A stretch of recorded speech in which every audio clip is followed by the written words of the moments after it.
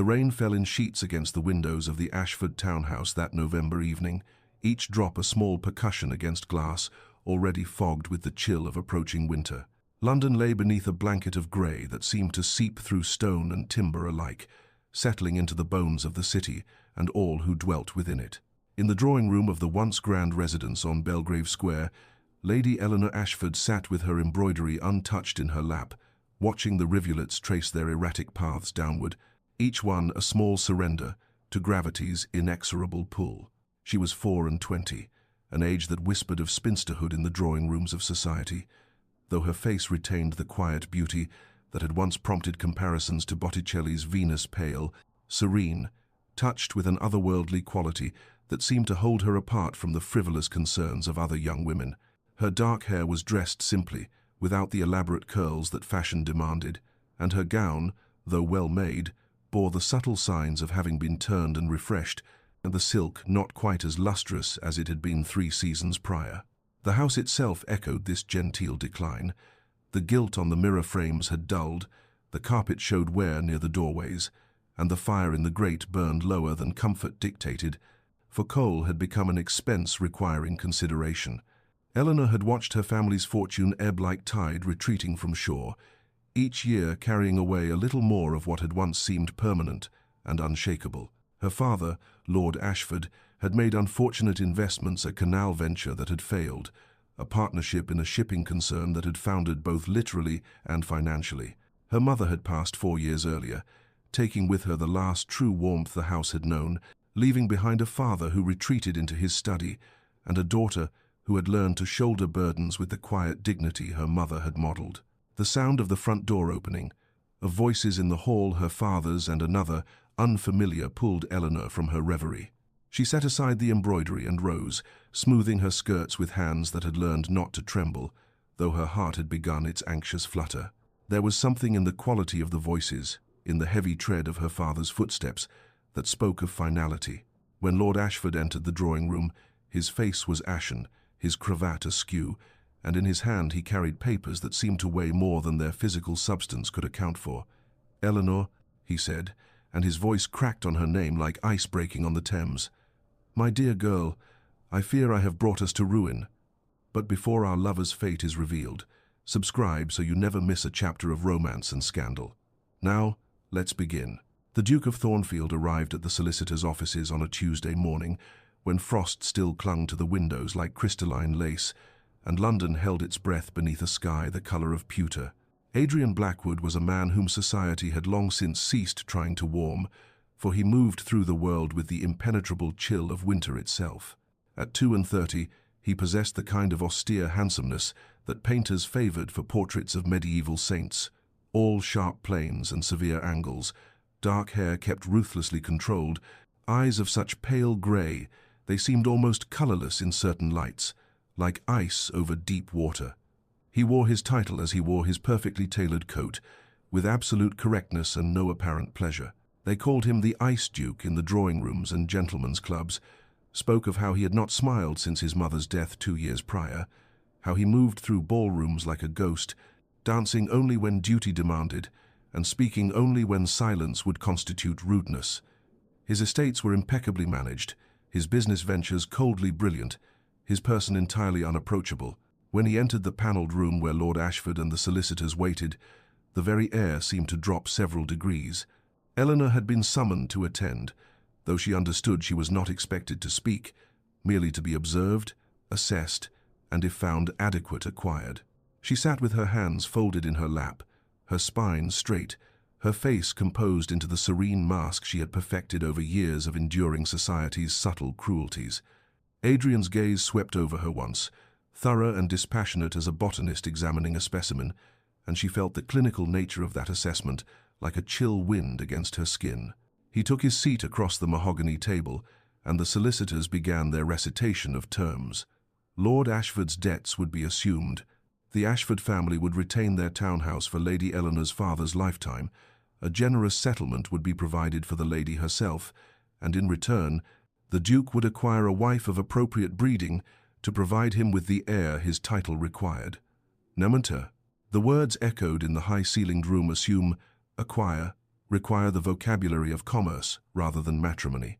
Adrian listened without expression, his pale eyes occasionally drifting back to Eleanor as one might glance at a painting being offered for purchase, considering whether it would suit the space intended for it. "The lady understands the nature of this arrangement?" he asked finally, his voice deep and precisely modulated, devoid of warmth. "She does, Your Grace," Lord Ashford answered, and Eleanor felt the shame of being spoken for, even as she understood the necessity.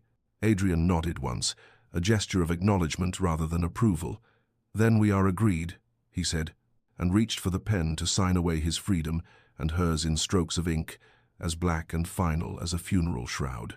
3 days after the signing of the documents, Eleanor was summoned to meet the Duke at his London residence, an imposing structure on Grosvenor Square that seemed to reject the very notion of welcome.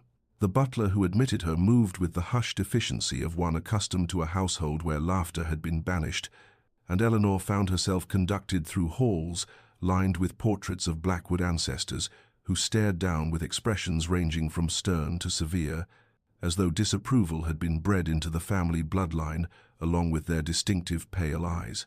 Adrian received her in his study, a room of dark wood and leather that smelled of old books and beeswax, where the fire burned low and seemed to provide light without warmth. He stood as she entered, observing the proprieties with mechanical precision, and gestured to the chair before his desk. Eleanor sat, her back straight, her hands folded, and waited for him to speak first, as custom demanded.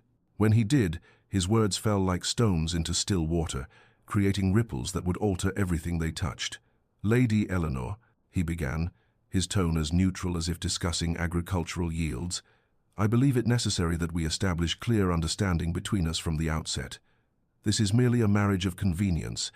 I require an heir, you require security. Let us not pretend otherwise. I do not offer you affection, nor do I expect it in return. We shall maintain separate chambers, meet for meals when social obligations demand it, and otherwise pursue our own interests within the bounds of propriety.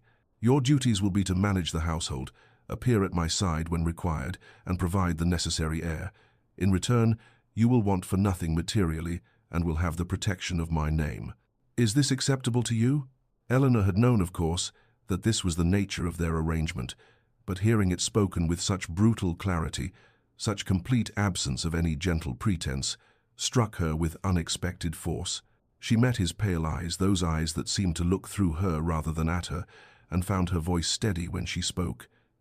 "It is acceptable, Your Grace," she said quietly, and watched something flicker in his expression, too quick to name surprise perhaps, or was it disappointment, before the mask of ice descended once more. "Very well," he replied, and rose to indicate the interview had concluded. The engagement was announced in the Times the following morning, and by afternoon, every drawing-room in London hummed with speculation. The Ice Duke to marry at last, and to Lord Ashford's daughter no less. The arrangement was transparent as glass, charity dressed in the guise of matrimony, a business transaction masquerading as a love match. Eleanor endured the congratulations that felt like condolences, the pitying glances, the whispered observations about how pale she looked, how composed, how very much like a martyr proceeding to her fate with admirable fortitude. The weeks preceding the wedding passed in a blur of fittings and arrangements that felt less like preparation for a new life than rehearsal for a performance in which Eleanor had been cast without audition. Her wedding gown was created in ivory silk, beautiful and austere, adorned with Brussels lace that had belonged to some distant Blackwood ancestor, as though even her attire must proclaim her assimilation into a family whose warmth had long since fled. She stood for hours while the modiste pinned and tucked, transforming her into an appropriate ornament for a duke's collection, and found herself thinking of her mother, who had married for love and had been radiant even in her final days, sustained by the memory of that love, like a flame that refused to gutter. Eleanor knew she would have no such sustenance. She was entering a mausoleum, not a marriage.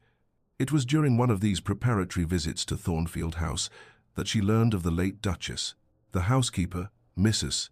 Hartwell, a woman whose kind eyes seemed incongruous in that cold household, had been showing Eleanor the rooms she would oversee, and had paused before a portrait in the long gallery. "The late Duchess," she said softly, and Eleanor found herself gazing at a woman of perhaps 50, with warm eyes and a smile that seemed to illuminate the canvas from within. "She passed 2 years ago this winter. The house has not been the same since, my lady, nor has his grace."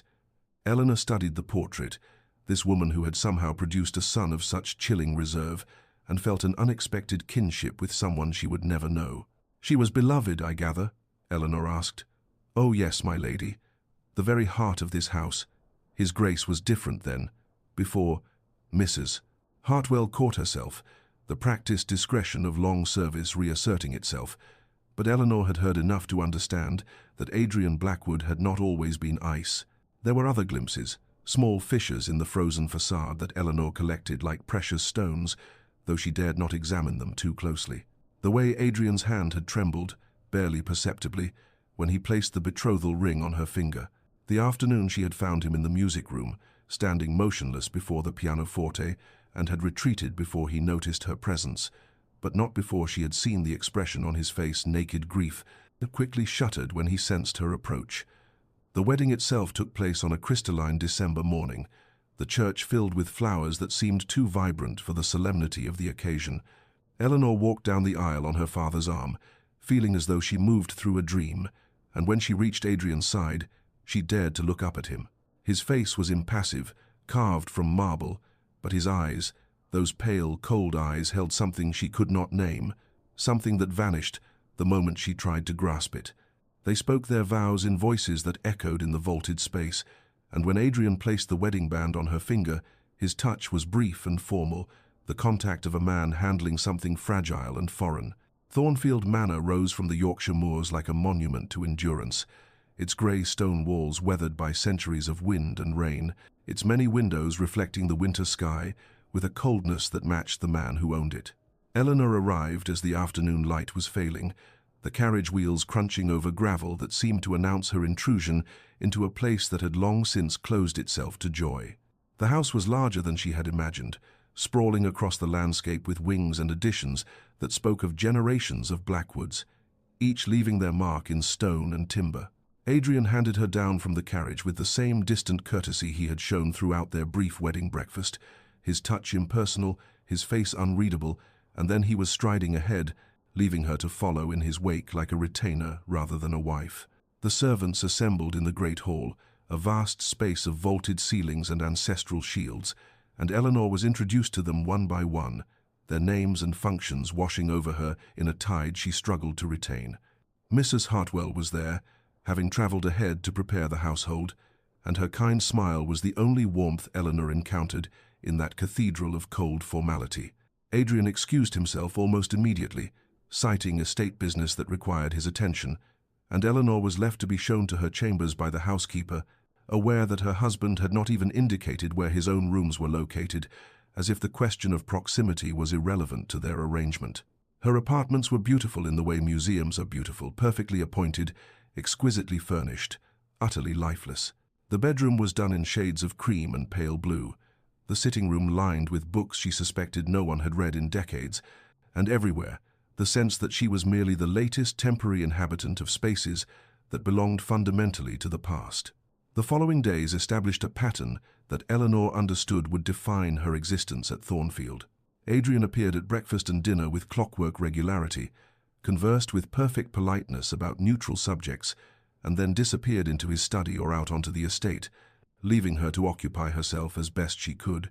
She took to exploring the manor, walking its long corridors and investigating its many rooms, searching perhaps for some sign of life in this mausoleum, some indication that warmth had once existed here.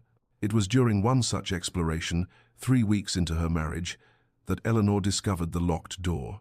It was located in the west wing, at the end of a corridor lined with family portraits, and unlike every other door she had tried, this one resisted her touch.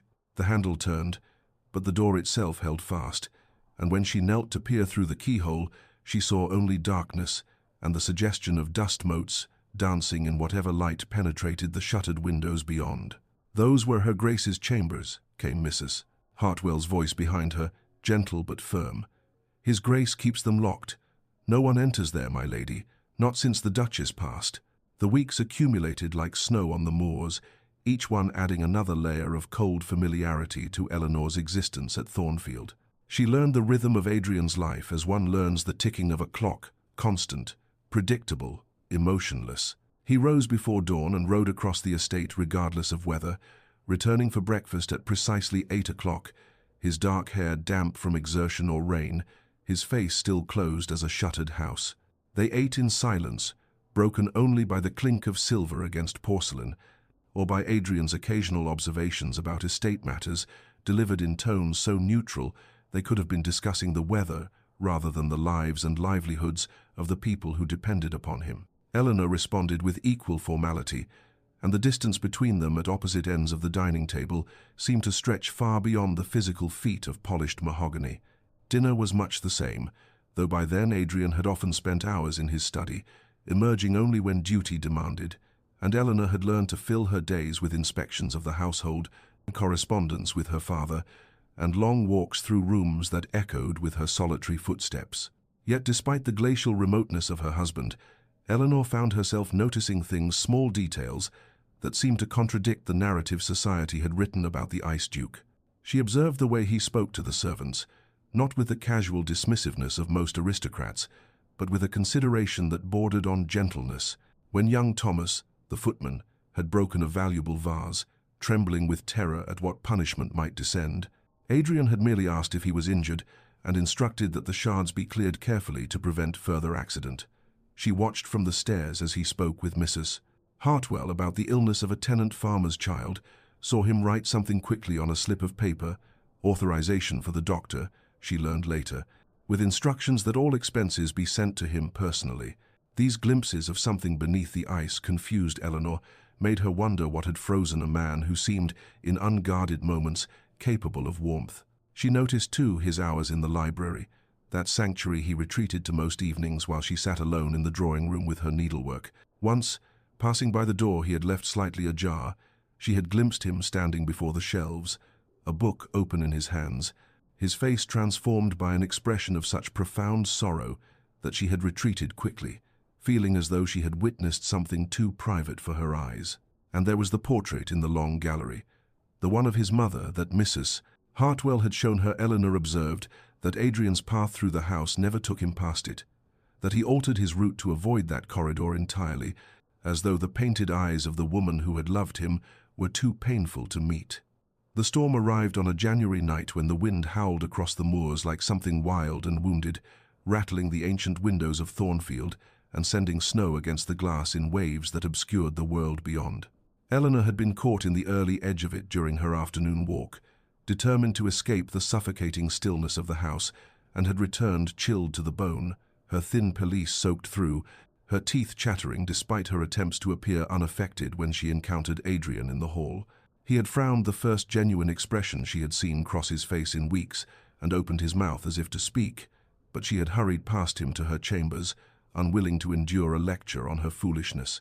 By evening, fever had taken hold with the swift brutality of winter itself, and Eleanor found herself lost in a landscape of heat and cold that made no sense, where the bedclothes were simultaneously suffocating and inadequate, where voices came from very far away, and her mother's face appeared in the shadows, smiling with that gentle sadness she had worn in her final days.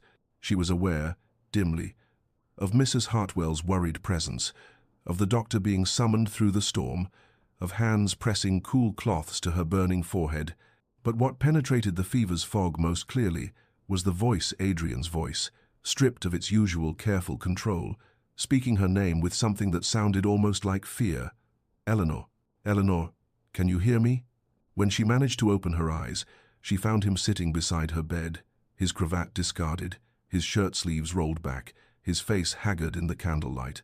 It seemed impossible, this vision of the Ice Duke unmade, and she wondered if the fever had conjured him from her imagination.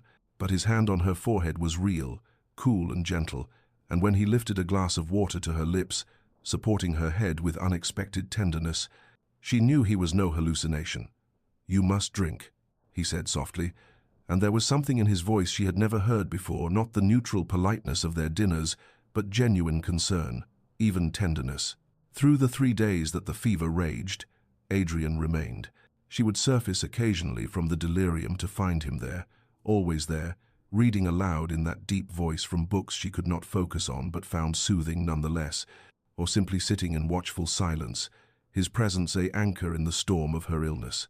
He bathed her face and hands when the fever spiked, measured out the doctor's prescribed drafts with meticulous care, and once, when she cried out in the grip of some nightmare, she felt his hand close around hers, warm and steady and unutterably real.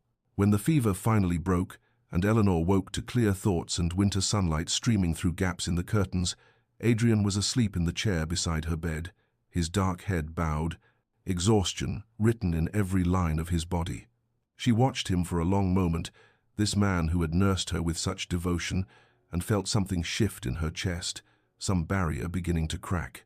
But when he woke and saw her watching him, the mask descended once more, swift and complete as a curtain falling.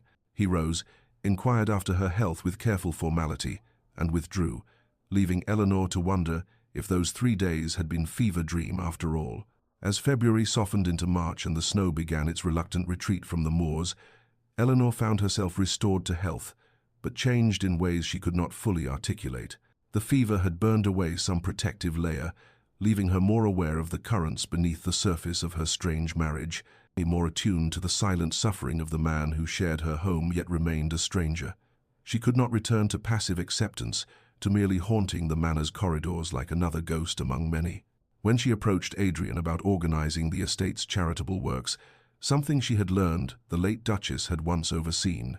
He had looked at her for a long moment with those pale, unreadable eyes before giving his consent with a single nod. "Do as you see fit, Lady Thornfield," he had said, using her title for perhaps the first time.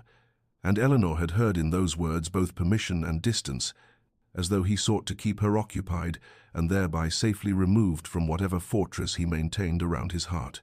But the work brought Eleanor into contact with the people of Thornfield in ways she had not anticipated, and through them, she began to piece together the story of the woman whose locked chambers haunted the West Wing and whose absence had transformed a warm man into ice. Mrs. Hartwell proved an invaluable ally, accompanying Eleanor on visits to tenant families and speaking freely now that Eleanor had demonstrated genuine interest in their welfare. "The old Duchess," the housekeeper said one afternoon as they walked back from the village, "she had a way of making everyone feel seen, if you understand my meaning, my lady, not just noticed, but truly seen. His Grace was devoted to her, they were uncommonly close, as mothers and sons go. He would tell her everything, seek her counsel on all matters. She was his compass, you might say." The portrait Eleanor had seen captured only a fraction of the woman's warmth, she learned. The tenants spoke of her with a reverence that bordered on adoration, how she had established the school in the village, how she had personally tended the sick during an outbreak of influenza, how her laughter had echoed through Thornfield's halls and made even the grey stone seem less forbidding. And then, 2 years ago, while Adrian had been away in London attending to parliamentary duties, she had suffered a sudden apoplexy and died within hours, too quickly for word to reach him, too swiftly for goodbyes. "He came home to find her already in the ground," Mrs. Hartwell said quietly, her eyes moist with remembered grief. "Something broke in him that day, my lady. He locked away her rooms, forbade anyone to speak of her in his presence, and became, well, you know what he became. As if he thought that by feeling nothing, he could avoid feeling the pain of losing her." Spring arrived hesitantly on the Yorkshire moors, and with it came a subtle transformation in the dynamic between Eleanor and Adrian that neither acknowledged but both felt, like the first warmth in air that has been frozen for months. It began one evening when Eleanor, passing the library on her way to her solitary drawing-room exile, heard Adrian's voice from within, not speaking, but reading aloud, and she realized with a start that he was reading poetry, his deep voice giving life to Wordsworth's verses with an emotion she had never heard him express in ordinary speech. She paused at the threshold, and he looked up, caught in the act of being something other than ice, and for a moment she thought he would shut the book and dismiss her with polite formality. Instead, after a pause that stretched like a held breath, he said, "Would you care to join me, Lady Thornfield? The fire is warm, and the evening long." It became, by unspoken agreement, their ritual. Each evening after dinner, they would repair to the library, that room of leather and old paper that smelled of knowledge and time, and occupy opposite chairs before the fire. At first they maintained silence, Eleanor with her needlework, Adrian with his books, But gradually words began to bridge the distance between them. Careful words at first, neutral observations about the estate or the weather, but slowly, incrementally, deepening into something more substantial. Adrian spoke of the history of Thornfield, of ancestors whose portraits lined the halls, and Eleanor began to understand that he carried the weight of generations. That duty was not merely an abstract concept, but a living presence that shaped his every decision. She, in turn, spoke of her love of literature, of how books had been her companions during lonely years of watching her family's decline, and she saw something flicker in his eyes, recognition perhaps, or kinship. He began to ask her opinions on matters of estate management, listening with genuine attention when she suggested improvements to the school or expansions to the charitable programs, and Eleanor felt the novel sensation of being valued for something beyond her bloodline or her ability to produce an heir. Small gestures accumulated like coins in a collection box, each one insignificant alone but together forming something of worth. Adrian began leaving books he thought she might enjoy on the table beside her chair. Eleanor ensured his favorite brandy was always available in the library. He asked about her father's health and seemed genuinely relieved when she reported improvement. She noticed when he seemed particularly burdened and would read aloud passages that might offer comfort or distraction. One evening, when rain lashed against the windows and thunder rolled across the moors, Adrian spoke suddenly into their comfortable silence. "You remind me of her sometimes. My mother, the way you listen, as if you truly hear what is being said beneath the words." Eleanor looked up from her embroidery to find him watching her with an expression that was almost vulnerable, and her heart constricted with understanding of what it cost him to make even that small revelation. The morning was unusually bright for April, sunlight streaming through the tall windows of the morning room where Eleanor had taken to arranging flowers from the estate's waking gardens, a task she had assumed, not from duty, but from the simple pleasure of bringing life and color into rooms that had been gray for too long. She was reaching behind the ornate console table to retrieve a fallen bloom when her fingers brushed against something small and metallic wedged in the narrow space between furniture and wall. Drawing it out, she found herself holding a key old iron, its bow elaborately wrought in a design that spoke of an earlier century. Eleanor turned it over in her palm, feeling the weight of it, the cool solidity, and something in her chest tightened with premonition even before conscious thought caught up with intuition. She knew, somehow, what door this key would open, though how it had come to be behind the console table was a mystery that would remain unsolved. Perhaps a servant had dropped it years ago during cleaning, and it had been forgotten, or perhaps, and this thought sent a chill through her, the late Duchess herself had hidden it there, a secret kept even from her son. Eleanor stood motionless for a long moment, the key growing warm in her closed fist, while her mind waged a war between curiosity and conscience. The locked chambers in the West Wing had haunted her thoughts since her arrival at Thornfield. That forbidden space that represented everything, Adrian kept sealed away his grief, his past, and the man he had been before sorrow transformed him. To enter those rooms would be a violation, a breach of trust in a marriage that was only beginning to tentatively build something resembling trust. Yet Eleanor could not deny the pull she felt toward understanding, toward knowing the woman whose absence shaped everything at Thornfield, whose memory stood between Eleanor and any hope of reaching her husband's frozen heart. She told herself it was merely curiosity, but she knew it was more than that. It was the desperate need of a woman who had fallen, slowly and against all wisdom, in love with her husband, to understand what held him captive in the past. That afternoon, when Adrian had ridden out to inspect the northern fields, and the servants were occupied with their duties, Eleanor found herself standing before the locked door once more, the key trembling slightly in her hand. The corridor was silent, dust motes dancing in the shaft of sunlight that fell from the high window, and Eleanor could hear only the sound of her own breathing and the distant tick of the long case clock at the corridor's end. She fitted the key to the lock, felt it slide home with a click that seemed to echo through the house like a gunshot. The mechanism turned smoothly despite years of disuse, and the door swung inward with a whisper of displaced air, revealing darkness and the ghost scent of lavender and old roses. The room exhaled its secrets as Eleanor stepped across the threshold, and she found herself in a space frozen in time, preserved like an insect in amber, untouched by the 2 years that had passed since its occupant's death. Heavy curtains blocked most of the light, but what filtered through fell on furniture draped in Holland covers, on surfaces thick with dust that spoke of strict orders obeyed. No one had entered here to clean, to disturb, to acknowledge the relentless passage of time that waited for no one, not even a beloved duchess. Eleanor moved slowly through the sitting room, her heart hammering against her ribs with the twin sensations of transgression and discovery, each step a small violation and a small revelation.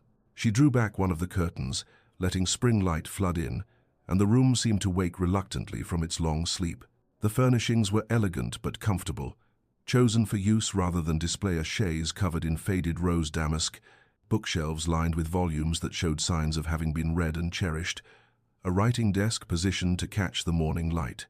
Everywhere Eleanor looked, she saw evidence of the woman who had inhabited this space, a shawl still draped over the back of a chair, as if its owner had just stepped out and might return at any moment, a half-finished piece of embroidery in a basket beside the hearth, letters stacked neatly on the mantelpiece, their seals unbroken, awaiting a reader who would never come.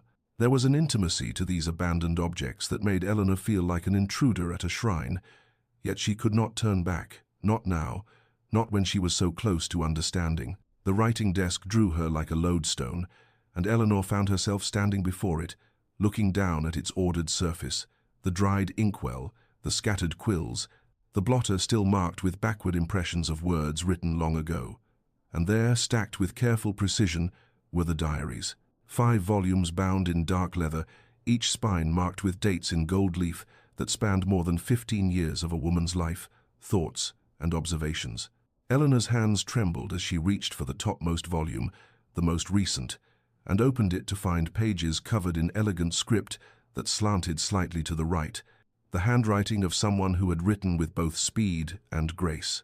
The entries were dated, the last one written 3 days before the Duchess's death, and Eleanor felt the weight of holding someone's private thoughts, their unguarded reflections meant for no eyes but their own. Every moral principle she had been raised with screamed against reading these intimate pages, against violating the privacy of the dead and the grief of the living. Yet, as her eyes fell on the first lines, "Adrian writes that he will return next week. I must finish my arrangements before then, for time grows short, and there is still so much to do." Eleanor knew, with a certainty that both shamed and compelled her, that she would read every word. Eleanor became a thief of memory, stealing moments when Adrian rode out or closeted himself in his study to slip into the West Wing and lose herself in the world contained within those leather-bound volumes. She read with the curtains drawn against discovery, dust motes dancing in the thin shafts of light that penetrated the gloom, and with each page, the woman whose chambers these had been grew more vivid, more present, until Eleanor felt as though she could almost hear her voice speaking the words her hand had written.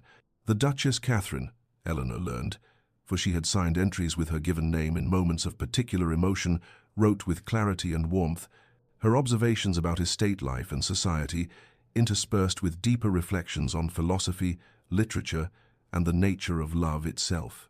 But it was the passages about Adrian that transformed Eleanor's understanding entirely, that revealed beneath the ice a man she had never known existed. Adrian returned from Oxford today. Read an entry from 15 years prior, and the house seems to burst with his energy and laughter. He has grown so tall, so handsome, yet retains that openness of heart that makes him beloved by all who know him.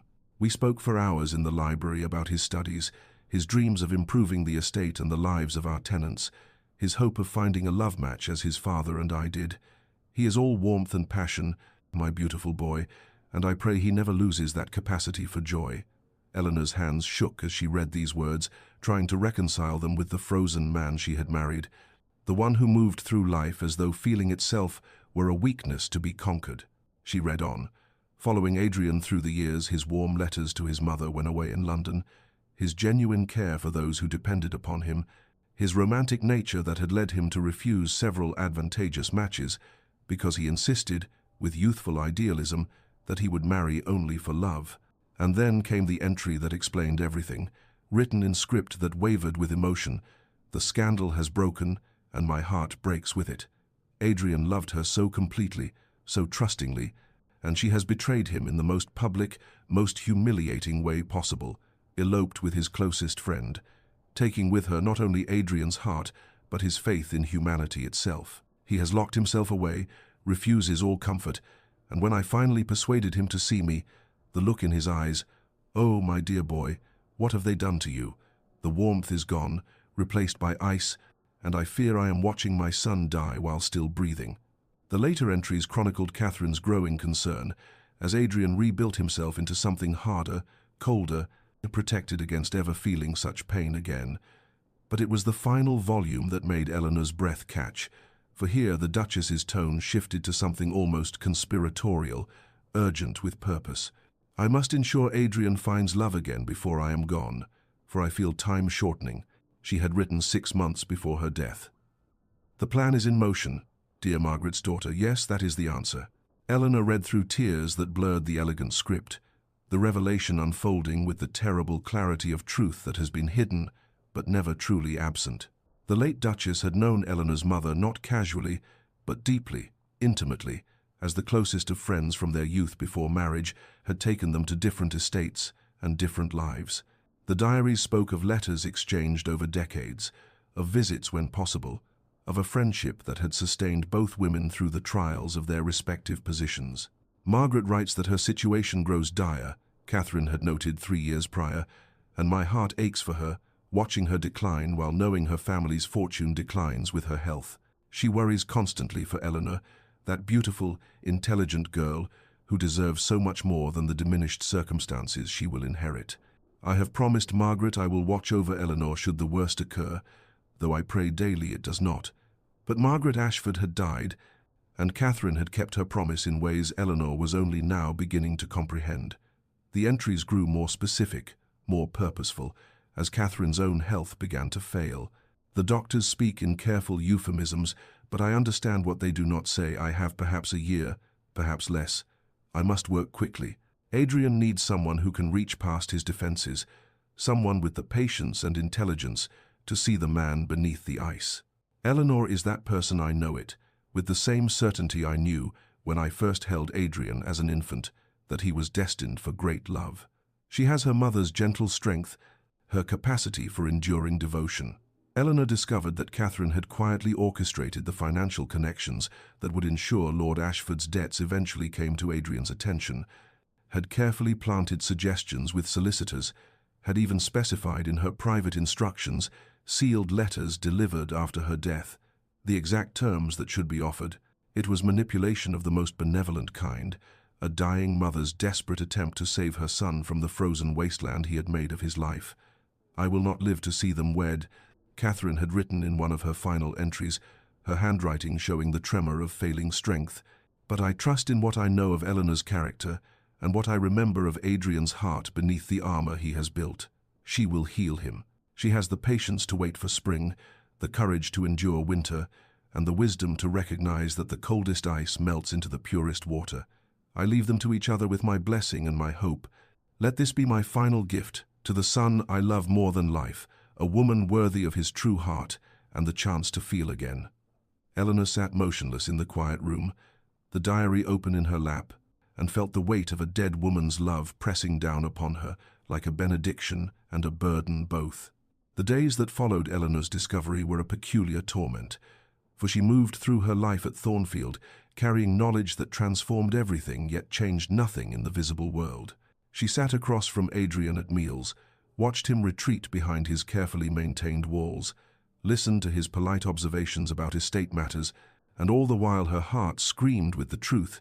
She could not speak that his mother had loved him enough to reach beyond death, that Eleanor herself was not merely the recipient of charity, but the object of a dying woman's hope, that the marriage she had entered with resignation was in fact a benediction carefully planned by hands now cold in the grave. Her feelings, which she had tried so desperately to keep contained within the bounds of wifely duty, grew wild and ungovernable now that she understood what lay beneath Adrian's ice. She looked at him and saw not the cold duke, but the warm young man he had been, the one betrayed and broken, the one who had loved so completely that the loss of that love had nearly destroyed him. She wanted to tell him that she knew, that she understood, that she would wait as long as necessary for him to feel safe enough to love again. But the knowledge had been stolen, obtained through violation of his grief, and Eleanor carried the guilt of that transgression like a stone in her chest. She returned to the chambers again and again, unable to stop herself, reading passages she had already memorized, searching Catherine's words for guidance on how to reach a man who had barricaded his heart against all invasion. It was during one such visit, on an afternoon when she had believed Adrian safely occupied with his steward reviewing accounts, that Eleanor heard footsteps in the corridor outside, footsteps she recognized with the intimate knowledge of one who has learned to chart another's movements, like a navigator reading stars. She froze, the diary still open in her hands, and watched with horror as the door swung wide, and Adrian stood framed in the threshold, his face transforming from surprise to confusion to terrible, dawning comprehension. He looked from her to the room around them, the curtains she had drawn back, the dust she had disturbed, the evidence of repeated intrusion, and then his eyes fell upon the diary in her lap, and Eleanor watched the color drain from his face as though she had struck him. "What have you done?" he whispered, and the words were not a question but an accusation, raw with betrayal. "Adrian, please, I can explain," Eleanor began, rising. The diary clutched against her chest like a shield that could not possibly protect her. But he was already moving forward, his face contorted with an anguish that shattered the mask of ice completely, revealing the wounded man beneath, and Eleanor understood that she was witnessing the very thing he had spent 2 years ensuring no one would ever see again. Adrian Blackwood feeling everything at once. "You had no right." Adrian's voice shattered the stillness like glass breaking, and Eleanor saw his hands trembling at his sides, clenched into fists, as though he fought against the impulse to tear the diary from her grasp, or perhaps to simply flee from this room and the memories it contained. This was hers, her private thoughts, her sanctuary, and you. His voice broke, and he turned away from her, his shoulders rigid with the effort of containing emotion that threatened to overwhelm him. "How dare you violate what I have kept sacred? How dare you trespass in the one place I asked to remain inviolate?" Eleanor felt tears streaming down her face, but she did not move toward him, understanding that he was like a wounded animal, dangerous in his pain, and needing space to rage before he could hear reason. "I know I had no right," she said quietly, her voice steady despite her tears. "I know it was wrong, and I cannot ask your forgiveness for the violation. But Adrian, please, please listen to what she wrote. She wanted this. She wanted us." He spun to face her, his pale eyes blazing with anguish and anger both. "You know nothing, nothing of what I have lost, what I have become. I kept my distance from you precisely to spare you from this, from me, from the broken shell of a man I am now. I gave you my name, my protection, my wealth. But I could not give you what I no longer possess the capacity to love, to feel, to be anything but this hollow mockery of what I once was. And now you have stolen even my right to that distance, invaded the last refuge where I could remember when I was whole."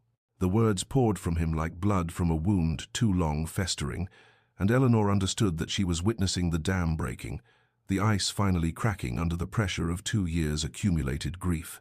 She moved closer, slowly, carefully, the diary open in her hands. "You are not broken," she said with a conviction that rang through the dusty air. "You are grieving, and your mother knew she understood what you needed, Adrian. Listen." She began to read, her voice clear and unwavering, the Duchess's words filling the space between them. "Adrian needs someone who can reach past his defenses, and someone with the patience and intelligence to see the man beneath the ice. Eleanor is that person. She will heal him. She has the patience to wait for spring, the courage to endure winter, and the wisdom to recognize that the coldest ice melts into the purest water." Adrian's face crumpled, and Eleanor watched as he sank into the chair his mother had once occupied, his hands covering his face, his body shaking with sobs he had not permitted himself in 2 years. "She left me," he choked out between gasping breaths. "She left me alone, and I could not, I cannot." Eleanor knelt before him, setting the diary aside, and took his hands in hers. "I was not here," Adrian said, his voice muffled against his hands, each word torn from somewhere deep within him. "She died alone because I was in London, attending pointless parliamentary sessions, concerning myself with matters of state while she, he looked up at Eleanor, his face ravaged by tears and guilt, and she saw in his pale eyes the terrible burden he had carried. The letter arrived too late. By the time I reached Thornfield, she was already buried. I never said goodbye. I never told her one final time that I loved her. I never asked her forgiveness for not being here when she needed me most." Eleanor's hands tightened around his, her own tears falling freely now. "Adrian, she knew you loved her. Every word in these diaries speaks of her certainty of your love, and she forgave what needed no forgiveness you could not have known, could not have prevented what happened." But he was shaking his head, the words continuing to spill out, as though a floodgate had been opened that could not be closed. "I lost Caroline to betrayal, lost my faith in love itself, and then I lost my mother, the only person who still believed I could be healed, who saw past the ice to the man I used to be. And I could not bear it, Eleanor. I could not survive another loss. So I froze everything, felt nothing, kept everyone at such distance that loss would be impossible because connection was impossible." He looked at her then with such naked vulnerability that Eleanor's heart constricted. "When I married you, I told myself it was merely arrangement, that I could maintain the walls, that I could keep you safe from the wasteland I had become. But you," his voice broke again, "you with your quiet patience, your gentle persistence, the way you listen as though you truly hear, the way you brought life back into these halls without demanding anything in return. You terrified me, Eleanor, because I felt the ice beginning to crack, and I knew that if I let myself care for you, if I let myself love you, I would be vulnerable again to the kind of pain that destroys." Eleanor drew a shuddering breath, gathering her courage, and spoke the truth she had been too afraid to acknowledge even to herself. "I love you, Adrian," she said, her voice trembling but clear. "I have been falling in love with you since that night you sat beside my sickbed, perhaps even before then. I love the man you are now scarred and guarded and trying so desperately to protect himself from further pain. And I love the man you were, the one your mother wrote about with such joy and pride. I love you knowing that love means risking loss, means making myself vulnerable to the kind of grief you have endured. But your mother was right. I would rather endure winter knowing spring might come than live in perpetual autumn, neither cold enough to freeze nor warm enough to bloom." Adrian stared at her, something crumbling in his expression, the last walls falling away. "I am so afraid," he whispered.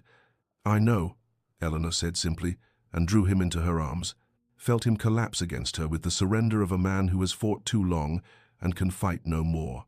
They held each other on the floor of his mother's chambers, surrounded by her preserved belongings and the diaries that had revealed her final act of love, and wept together for losses endured and futures almost abandoned. When they finally emerged, the afternoon light had shifted, and Eleanor understood that something fundamental had altered in the architecture of their marriage. Walls had fallen that could never be rebuilt, and in their place stood the terrifying, exhilarating possibility of genuine connection. The transformation did not happen all at once, for Adrian had spent 2 years building his fortifications, and dismantling them required patience and courage from them both. But slowly, like winter yielding to spring's persistent warmth, he began to thaw. He sought her out now, not from duty but from desire for her company, appearing in the morning room where she arranged flowers, or the library where she read, simply sitting near her as though her presence alone provided comfort. They talked in ways they had never talked before, not the careful, neutral exchanges of their early marriage, but genuine conversations about hopes and fears, about memories that brought both pain and joy, about the future they might build together if they were brave enough to try.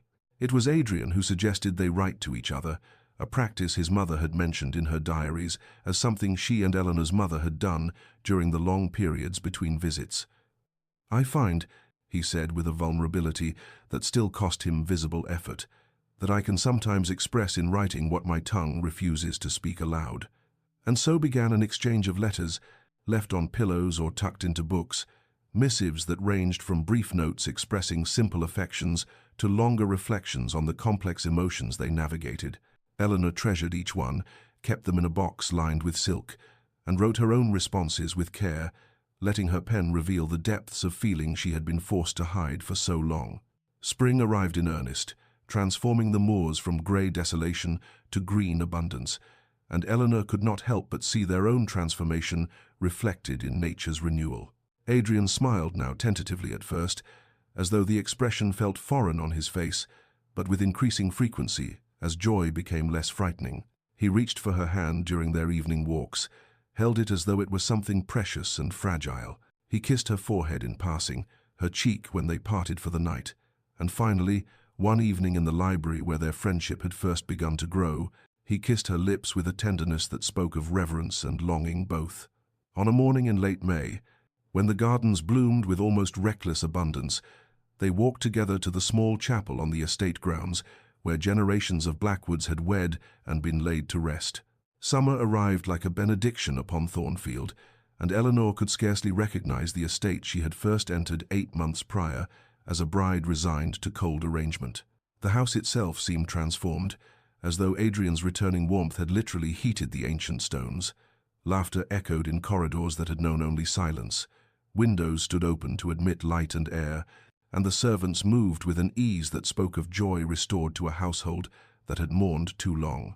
Adrian was not the unguarded young man his mother's diaries had described, for grief had changed him in ways that could not be undone, but he had become something perhaps more valuable, a man who understood the fragility of love and therefore cherished it with conscious intention, who had learned through loss to appreciate each moment of connection as the precious gift it was. He smiled freely now, his pale eyes warm when they found Eleanor across a room, and he spoke of his feelings with an eloquence that suggested he was making up for 2 years of enforced silence.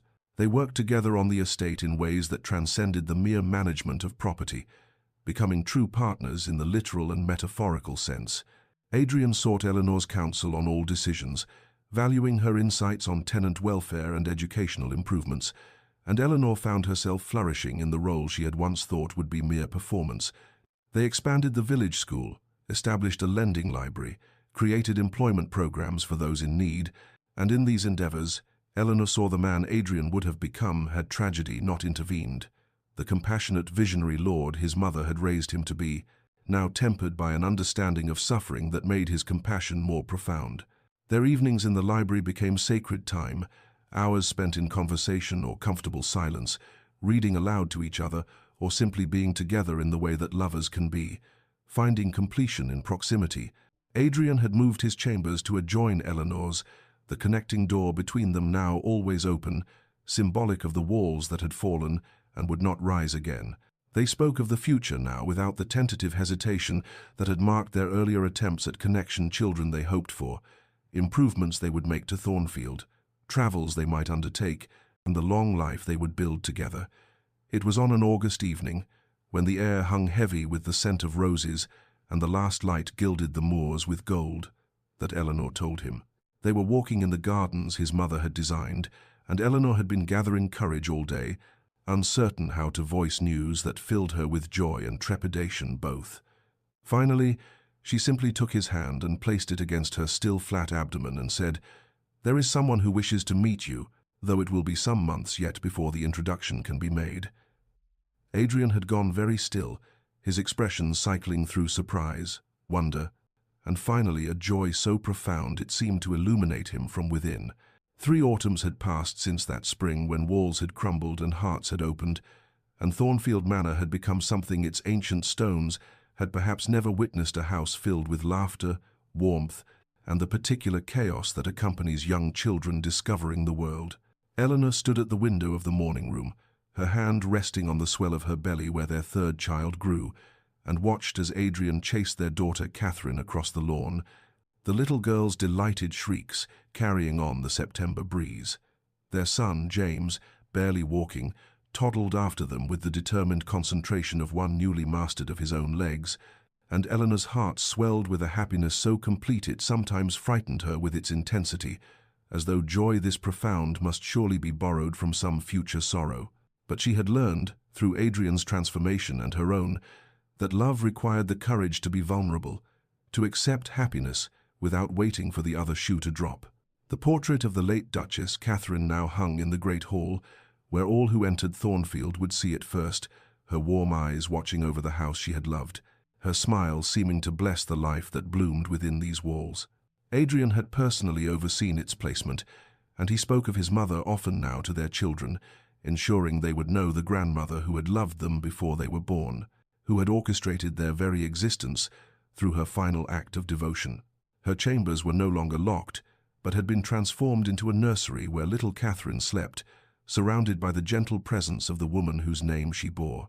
The diaries remained, but they had moved to the library, and Adrian and Eleanor read them together now, no longer a source of guilt or pain, but a treasured record of wisdom and love. Just that morning, before the children had woken, they had sat together in their usual chairs, and Adrian had read aloud one of his mother's passages.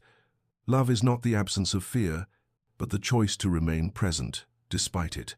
The heart that has been broken and healed is stronger than one that has never known fracture, for it understands its own resilience. Adrian had looked up from the page, his pale eyes bright with emotion, and said, "She was right about everything. About you. About us. About the fact that ice, no matter how thick, it will always yield eventually to patient warmth." Eleanor had smiled and taken his hand, this man who had been ice and had become fire, who had been broken and had become whole, who had closed his heart and had learned to open it again. They had built something rare and precious from the ashes of his grief and her resignation, a marriage that was not merely arrangement, but true partnership, not merely duty, but genuine devotion. The evening settled over Thornfield with the gentleness of a benediction. The September sky painted in shades of rose and gold that seemed to promise the world would always be this beautiful, this peaceful, this perfectly complete.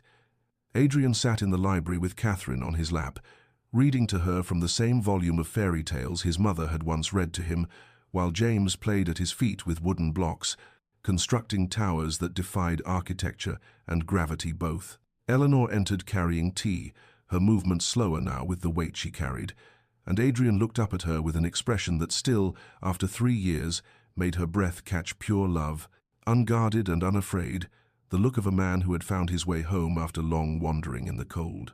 She settled beside him, and Catherine immediately climbed into her lap as well, wedging herself between her parents with the confident possessiveness of a child who has never known anything but love. They sat together as the light faded and the first stars appeared, a family complete and whole, living in the house that had once been a mausoleum but had become a home, and Eleanor thought of the woman whose portrait smiled down from the great hall, whose diaries had shown the way, whose love had reached beyond death to heal her broken son and give him the future he had thought forever lost. Dear listener, perhaps you have learned by now that love arrives not always as we expect it, dressed in the romantic flourishes of novels and poetry, but sometimes as arrangement, as convenience, as cold transaction between families managing decline and duty.